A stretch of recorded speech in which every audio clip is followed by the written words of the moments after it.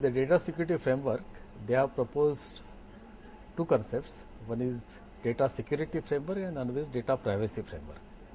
What they have done, that they have picked up the best practices from various standards, including ISO 27001, and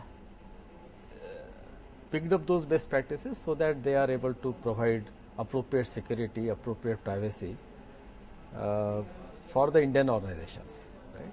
And the idea is that if an organization implements those security and privacy framework requirements, they could be able to assure the client that they are really following the best practices. Right? So that's the idea. And like any framework, this framework is very well designed. Since it is already based on so many mature frameworks, the only thing that I still am not very sure, because when these organizations say that they are compliant with the framework, it's not the framework which is at fault, but whether the organization which claims, whether they have taken a due care and shown due diligence to implement every aspect. Have they understood all the risks? Have they implemented each and every requirement? Are they periodically inspecting, getting themselves audited, and assuring on a continual basis? So even if you have got any other framework, and if you do not follow with all these things, you might, for the name's sake, be compliant, but might not be really compliant. So that's the challenge for DSCI. How does their framework meets that challenge of really assuring a client that anybody who says they comply with the framework really meets the security and privacy requirement as defined in the framework? If not, then it will again look like, okay, another framework, but we are not assured whether following the framework is going to make the organization secure and keep the client information confidential. So the test of DSCI framework is going to be in the future, how well the implementation is done, how valuable that assurance is, are there really any breaches, does the organization follow this continual improvement best practices, and can we really be very, very sure about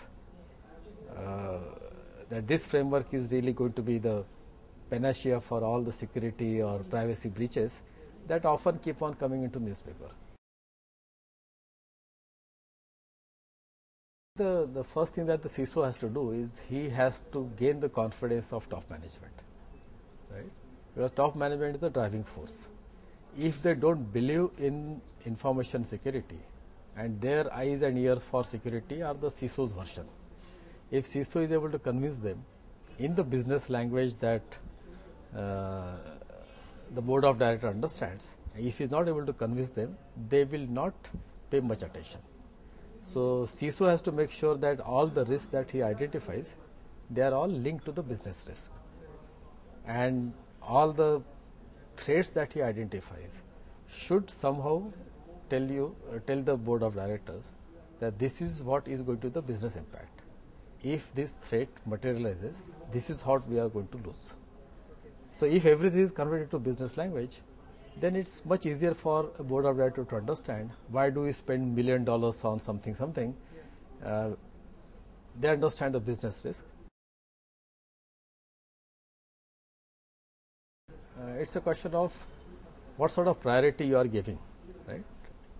Patch management, whatever we may say, it cannot still be a fully automated process, because the organization has to first evaluate whether this patch is applicable to them. And then will that patch impact any other processes? Because maybe there are a couple of applications which might be adversely impacted if you put the patch. Now all of these things take time, people's time, and highly trained technical people's time.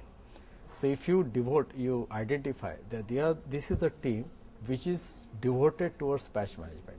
Tool is one aspect of it, but making sure that the tool is handled properly, all the things are evaluated properly, because we always say theoretically every patch has to be tested out in a protected environment, and only when it is tested out and found to be not adversely impacting anything else should be rolled out.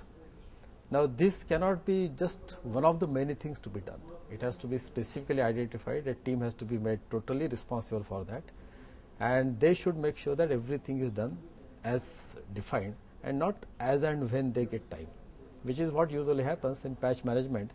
Okay, these patches keep on coming, we'll do it once in a while, and that once in a while puts a huge window of opportunity for a malicious Trojan or an attack or anything.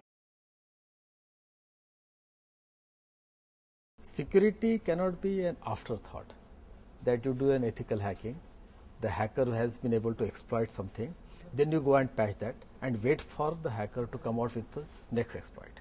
Security has to be built in the design.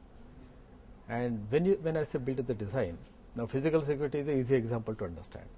But in cybercrime, you can have obviously the physical security violation, you can have network security violation, you can have operating system violation, you have got application security violation, you have got social engineering attack. Now you have got multiple things to think through, right?